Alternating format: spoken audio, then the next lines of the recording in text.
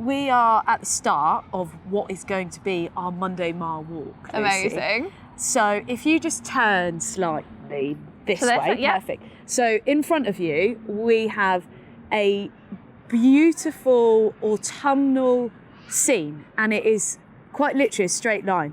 And right in front of you, right there, is a white line. Oh, nice. I can hear all the leaves, actually, people going past crunchy leaves. We can just walk straight up, turn around, come back. Nice. How does that sound? That sounds amazing. Yeah. And can I hold on to your arm, my love? So how's best? Elbow? Crook of elbow slightly here, and then we just walk together. That'd be amazing. This is a first for me. Nice. I'm really excited to guide our podcast listeners through it. So we're going to start with the intro, and we start walking on the intro. So, are you ready? Do you like walking fast or slow?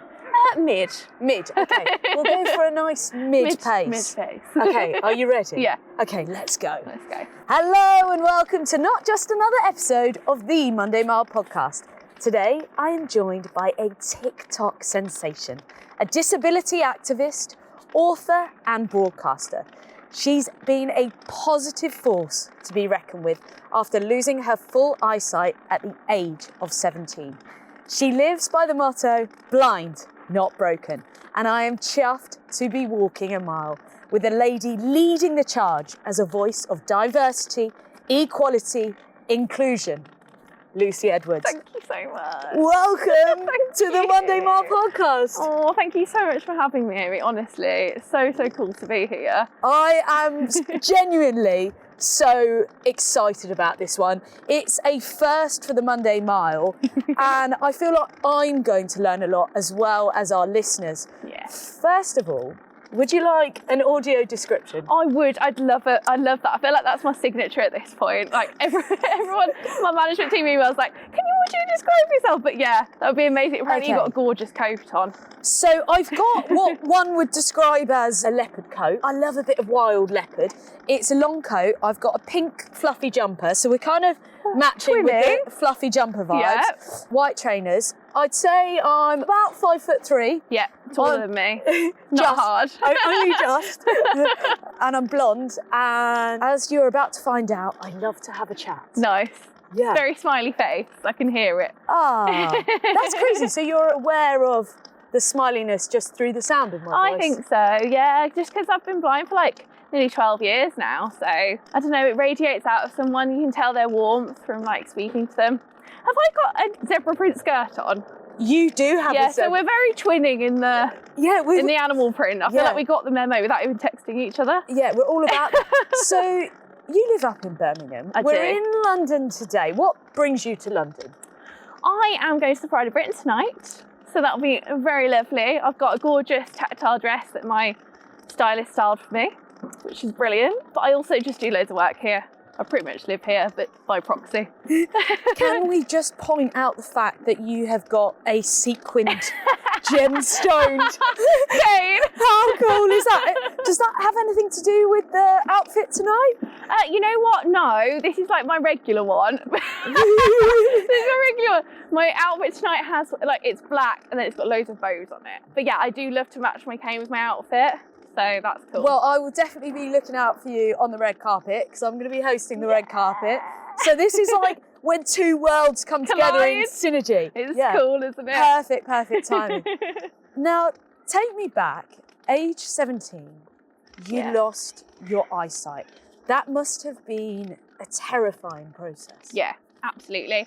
I think when I think back to it, I've recounted it so much because of my work. Yeah. I feel I want to do it justice, but know that this was so hard at one point to actually recount. I think now it's just got a lot easier. So yeah, as you say, like I lost my sight in my right eye at age 11, left eye 17, and what can I say? Exhale. It was just a massively horrendous time, to be honest, Aimee. Like I didn't recognise myself anymore. I didn't really want to get out of bed. I had lots of ice cream. Like no one that I saw in the media or anything was blind. So I don't know, like I didn't really feel my sense of self. And I think being so young and being 17, it's such a defining moment in my life. I think, yeah, it was hard to come up from it. But I think finding my voice online and just making sure that like everyone knew that I was blind, not broken, kind of like formed how I viewed myself again. And I think when I accepted that blind was okay, and that label was like mine, I don't know, I think my self-acceptance got stronger. Absolutely embody that in all of your content. It is so positive, infectiously so. Thank you, Aimee. Was there a process of almost mourning, going through that transition of losing your eyesight? Because there's two very clear stages in that journey. Yeah, definitely. I think learning to pour a cup of tea again, learning to just butter some toast and being so frustrated, I just wanted to scream, was definitely up there. Not being able to look back at my own reflection in the mirror, not being able to see the clothes that I once saw, and then obviously like trends change and style changes, and I don't know, seeing my boyfriend at the time, now husband, grow older, and all of these different things that I now kind of work with in therapy. It's a constant, like being blind, you can grieve every day for something that is like life moves on. The sighted world's kind of moved on without me, and I don't know, if I think about it too hard, it is quite painful, but I think it's about thinking about what I can do, not what I can't. Girl. And I think, that's what and you are doing. Focus on, you are doing all of the things, which you, is so beautiful to see. I don't think there is enough in the media, and you are part of that change when it comes to being blind. I've been really fortunate recently. I've worked on a feature with BBC's Morning Live on blind running, because I was in Manchester, I think it was like May, I did a half marathon, nice. And I was a running presenter. And as I was running, I saw a lady, and she had a bright yellow t-shirt on it, and it said, blind runner. Blind. And I was just mesmerised. Yeah. I cannot imagine how terrifying it must be to, first of all, step out of the house, but to be in that situation. So we did a feature on it, and I was really fortunate enough to go through an element of the course and discover what it's like. Yeah. And it is brutal. Are we seeing more people in the media? Obviously, we've got Chris McCausland. Yeah. Have you been following that? I have, actually. It was the first ever interview I did at the BBC as a journalist. I interviewed Chris, who was very lovely to me. What can I say about representation? I think telling everybody that blindness, I guess, isn't scary. It is a start. It's terrifying. When you first lose your vision, you think, oh my gosh, my life is over. How do I put one foot in front of the other? How do I hold a dog handle and be okay, and like trust the doggy to like guide me around? All of these things flood your brain, but ultimately, like, we live like this every single day of our life. Like, my phone talks at 100 miles an hour. It's just normal to me. Having that representation with Strictly and Chris is just so cool, because he's just like, he says the jokes that everyone's thinking, and you're just like smashing the stereotypes twofold, and I just love it.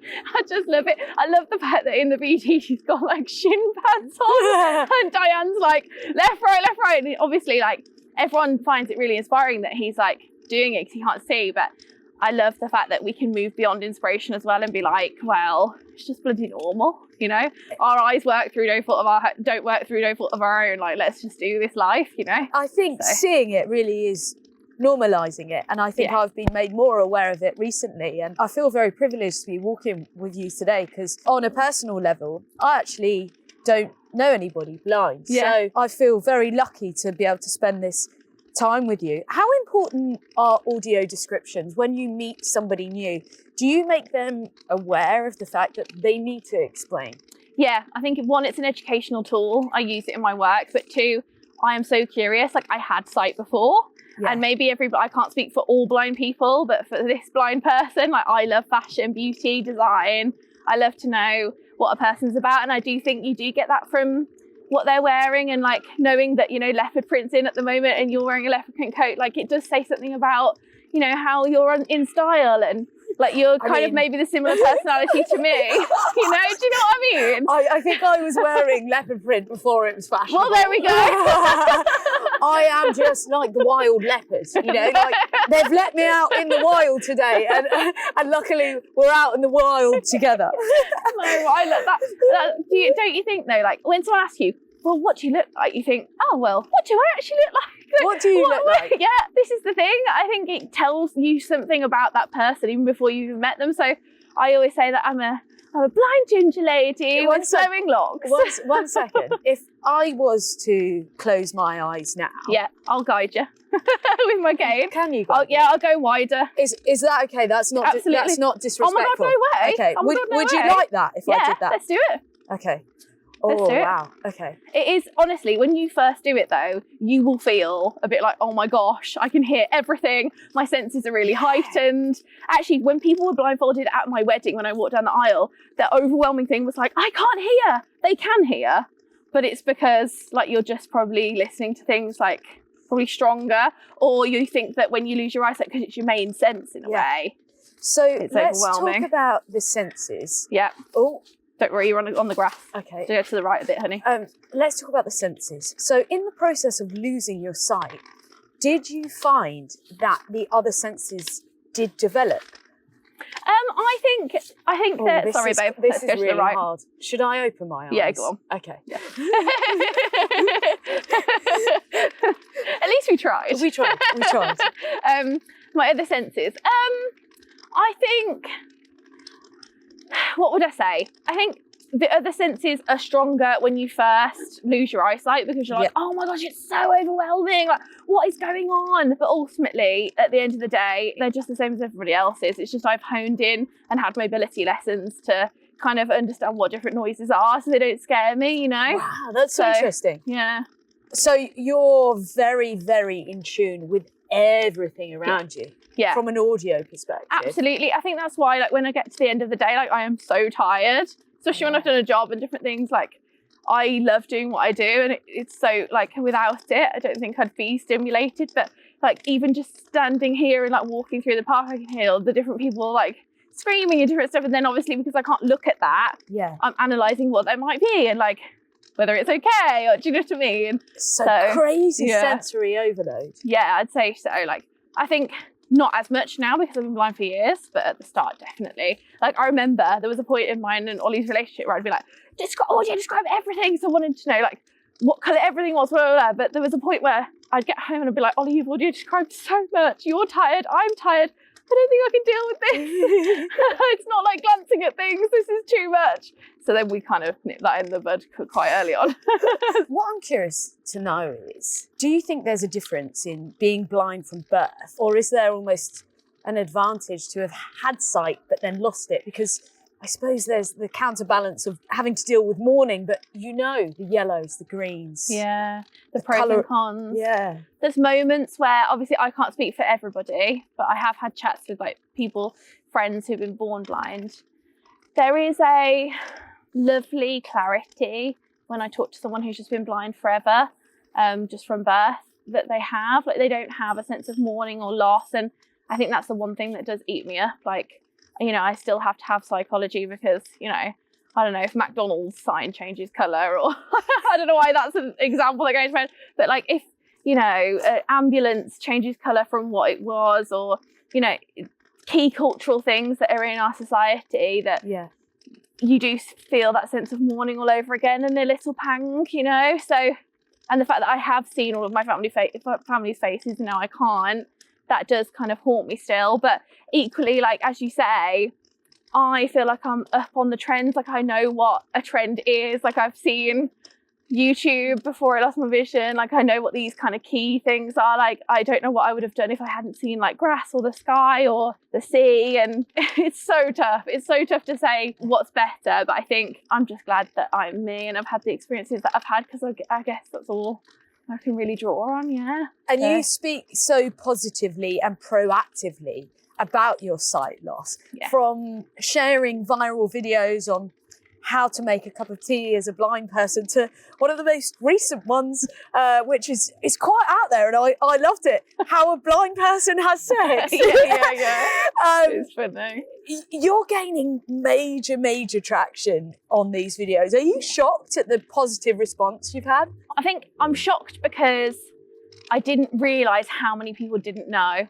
In the same way that I know that we're not taught in our workplaces or in our education system about disability. Yeah. You know, I didn't know about disability until I became disabled myself. That's why it was so overwhelming, so overstimulating. I didn't accept myself for so many years when all that wasted time. And if I had true representation growing up, I wouldn't have felt so alone or so worried about being blind. When doing videos like how I pour a glass of water, or, you know, how I have sex or whatever, and not that I even answer that properly, by the way.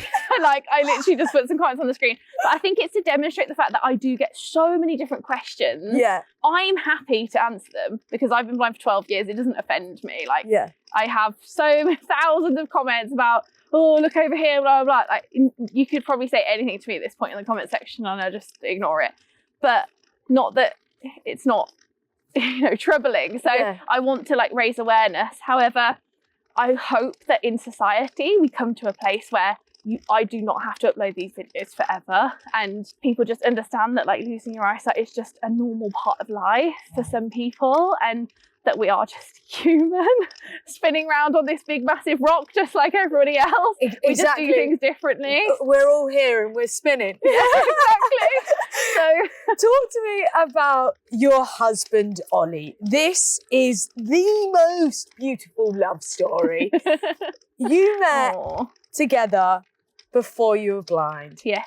You got married and you're still together. And he, in fact, is actually walking in front of the camera. He's always with me, bless him. Well, we own our company together as well. So we have like a multifaceted relationship. What can I tell you about Ollie? He's like my everything. Like, I don't think I'd be as happy or as positive or as the Lucy I am standing before you today without him. I remember literally losing my eyesight and him being in my childhood bedroom with me and the fairy lights being on and saying to him, "You're glowing," all the way to literally losing my eyesight and him coming the day that happened. And I've said to him many times, like, "You can leave, like, I'm broken." Well, that's what I thought at some point. That's what you used to think. Exactly. Not now. Not now. Not now, girl. We're thriving. Exactly, we're thriving. So yeah, I don't know. He's just a beautiful human and the person that's always seen me for me and knew that I was in there. Like, even when I was really struggling, he's like, "I know that Lucy's in there." And he's always said that to me. And I think that has given me inner confidence as well as like,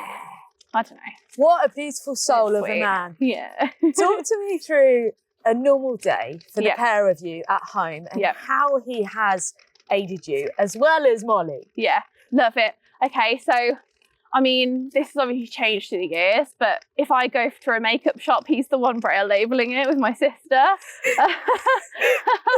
So yeah, that's ours. Does he know his makeup well? Yeah. He does, honestly. Yeah. I think he's had to, bless him, because for my hobby, like, because the world around us isn't made for me, Yeah. he's just like, blinking heck, I wish someone would fix it so I didn't have to label all these names. Not that he cares, really. But, you know, like, it's wasting hours of his life, and I think that's why I can't wait to create my makeup brand. But just a daily routine, I guess. It's just like, it used to be him helping me a lot more. Yeah. And I don't know, we've just got lots of techniques and Can you take me technologies. into the sort of intimacies of, you know, a normal day, Yeah. waking up, going downstairs, having a cup of tea, from getting into the car, maybe coming into London? How does it all work and how important is he in your day-to-day? so important. So just starting from my wardrobe, like, I have a rail that is just black and white and a rail that is colourful. Okay. And if I just want to be independent and I know that it matches black and white today, I dress myself. Nice. Okay. However, like, if I do want a different pattern or colour, like, I tend to get him to audio describe it. In terms of, like, what can I say? So, like, usually he's in bed a little bit longer than me, and I go down, do my cup of tea, feed the dogs, let them out for a wee. Ollie comes down. I don't know, like, I think it's so boringly normal. Yeah. It's like, because but we've fought to get it that way, you know, like, it didn't used to be like that. He had to do everything for me. And if I've got loads of PR packages everywhere, it's still him moving them out of the way. It's still him doing things. Do you go around and create a bit of a mess? Slightly. And like trail of destruction, because that's kind of what I do. Yeah. That's me. But then I Literally. panic and like tidy everything up. Yeah. Are everyday tasks such as tidying A lot harder, yeah. a lot harder? Yeah. I'd say when everything's in place. Excuse? Or Well, I don't know. It's a bit of both, Ollie, I'd say. Ollie, get the Hoover out. We have a cleaner, which is an accessibility thing. Yeah. They help me so much because they know me. I have a regular person, like they help me put washing in, take it out, and it kind of takes the load off. But also, yeah, I think with PR packages, well, we work together, so it's really weird how it merges, like that's Ollie's job as well, to help me sort them. So yeah, as I say, if everything's in order, it's fine.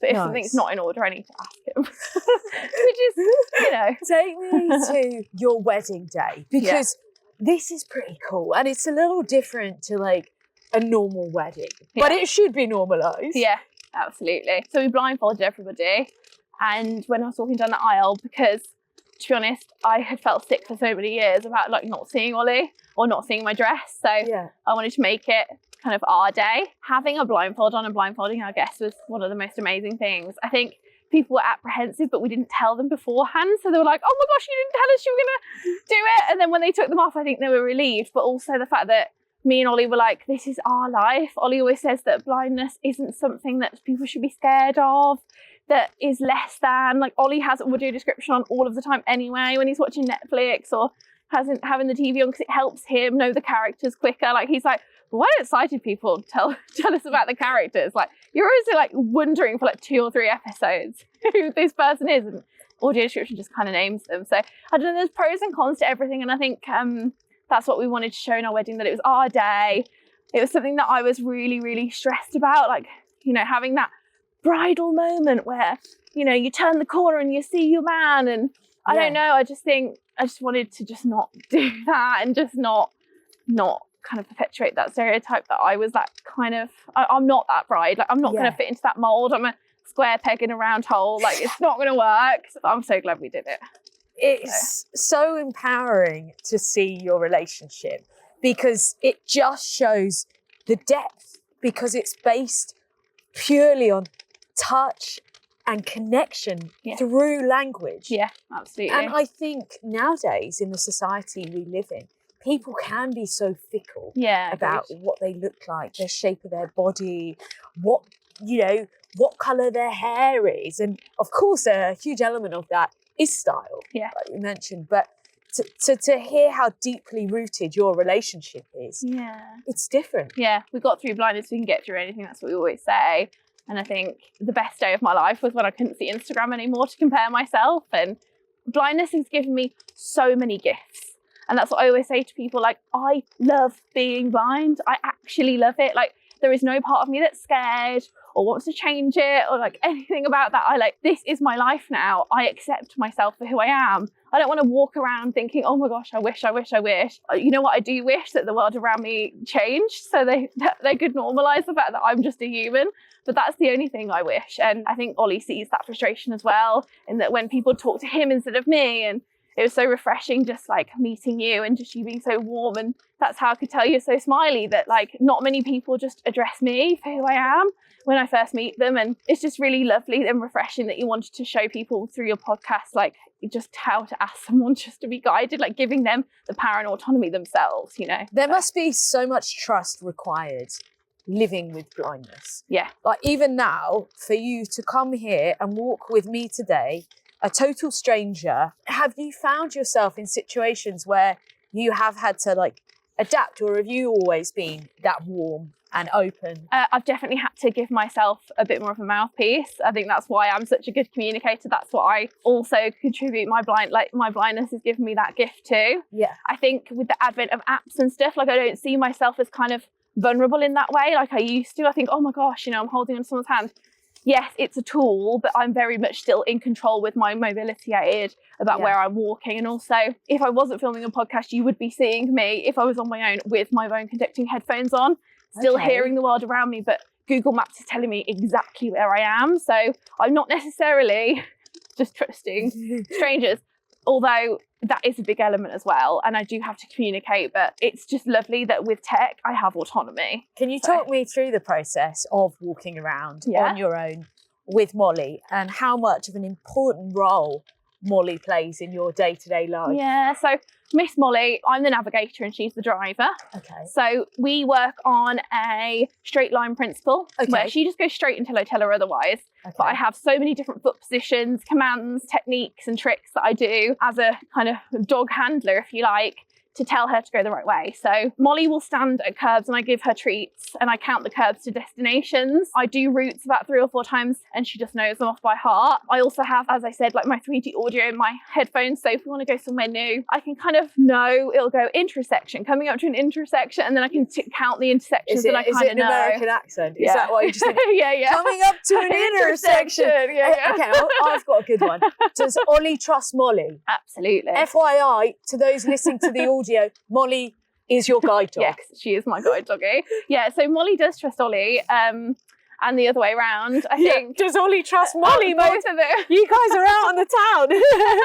Absolutely. Like, Ollie kind of just sees me and Molly as an extension of each other. And I think most people do. I think when you live with someone who's blind, it's just Ollie's normal. Like, I don't think that question is probably, you'll ask him and he'll be like, what? Do I trust it? I mean, yeah, it's just normal. Like, I don't know. I think that's not even something that comes into Doll's head because I've been a guide dog handler for 10 years. So I think it would have been at the start. It's really interesting to see like other people's reactions when they haven't lived with a guide dog because it's, I don't know, they're just so clever. Aren't animals they're just so intelligent? Literally, so intelligent. Does it shock you, the ability that Molly has given? Is it, again, it's just normal for you? Because I can't get my head around my dog experiences with my brother's Chihuahua, who is now my nan's daughter. Oh.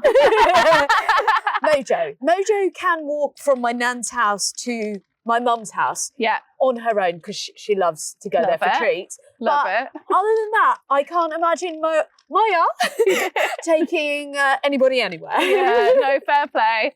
Well, these dogs are like genetically breeded from years and years and years prior. You know, the first ever guide dog is related to Miss Molly right now. So it's years and years of like teaching them how to literally guide a blind person from literally pretty much 8 weeks old. I was really apprehensive at the start when I first grabbed Olga's harness, my first guide dog. Yeah. I would be like, oh my gosh, like how is this doggy going to do that? Like, I don't understand how she's going to take me from A to B. But I think the nuance of it is like, I couldn't go to school until she did a poo. Like, you know, there's so many elements to them that they are just a dog, and knowing that they have different habits and they're not perfect and they're not robots. And I don't know, you give them so much and they give you so much back. That's what I would say. And it's the power of connectivity again on a deeper level. Yeah. Okay, so we've just reached the end. So we're going to do a Yui. Yeah, a Yui. A little Yui. Love that. And let's approach lap 3. Lap 3. We'll get through some serious steps here. Serious steps, love it. Talk to me about your book, Blind Not Broken, because there's something very special about the front of your book and the power of connectivity of the two worlds. Absolutely. Blind Not Broken has a Navalens code on it, which if you guys don't know about that, it's like a code that you can print onto books or packaging, and it will tell, you can just load whatever you want onto there really, but usually like with Pantene bottles, for instance, it's the ingredients, like how much it is, blah, blah. With Blind Not Broken, it's like a little link to my audio description of what the front cover looks like, and then also you can find it. So it's really cool. Wow.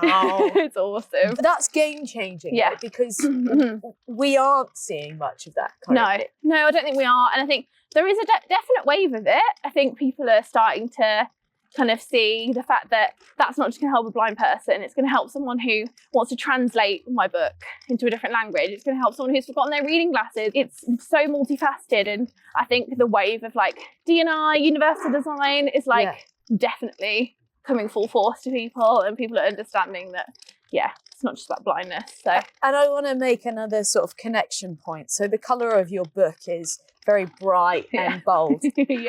I wrote a book a couple of years ago as well, and mine is very, very similar colours. But it's actually just highlighted to me that, you know, I haven't made it accessible in that way. Yeah. But I did do an audio book. Oh, well, there you go. Yeah.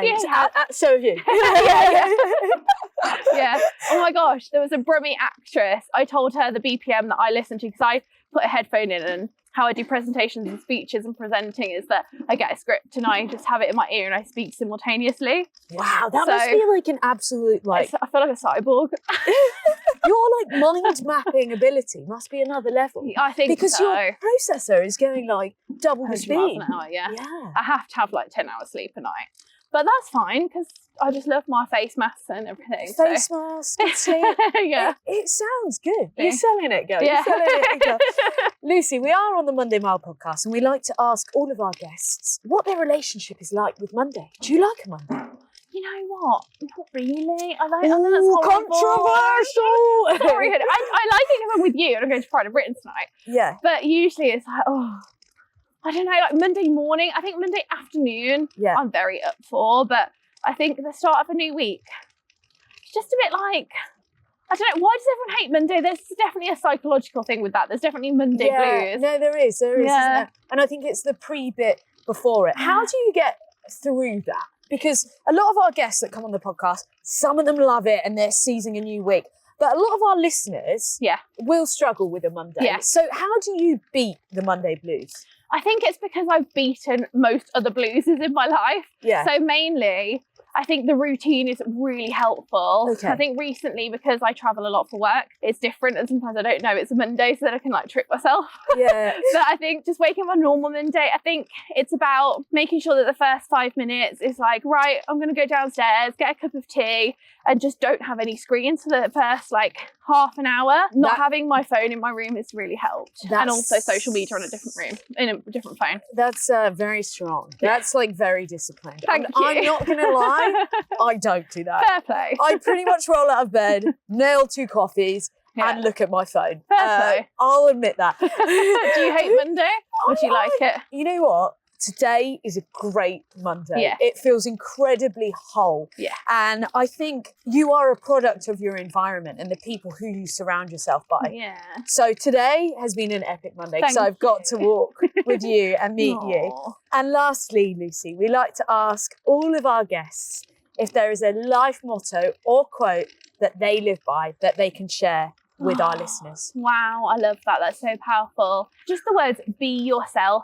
Understanding that you are enough and that every day is not going to be the best day necessarily with your self-esteem or self-confidence. But I think telling yourself that, even if you don't believe it in the morning, like 5 things that you want to, even if you don't believe them, is just Should we do amazing. it? Should we do it now? Yeah, I think we need to be like, right. Should we do 5 together? Yeah. You do 1, I do 1. Okay, you start. I'm not as experienced in this. So I'm beautiful. I'm strong. Yeah. I'm capable. I am happy. I'm confident. I think that's 5. Yeah, it is. We've smashed There it. we go. High five. Yes. Yay! Okay, okay, on that, I've got a silly one. How Go do on. you, as a blind person, do a high five? Well, you just did that, babe. That was You all came me. to me. That was all me. There you go. I didn't even realise. But I just kind of went the right direction. There we go. There you go. Just like throw it out there. Throw it out Exactly. You got to be confident. Fake it till you make it. That's also a good motto. there. Yeah. Monday Mile listeners, thank you so much for tuning in to this very, very special episode. I really hope it was insightful for you because I don't know about you, but I have a lot to take away from this episode. Monday Mile listeners, you know what to do. The audio drops every single Monday morning at 12 a.m. for the early risers. So get your headphones in, listen as you commute. Monday Mile, it's a wrap.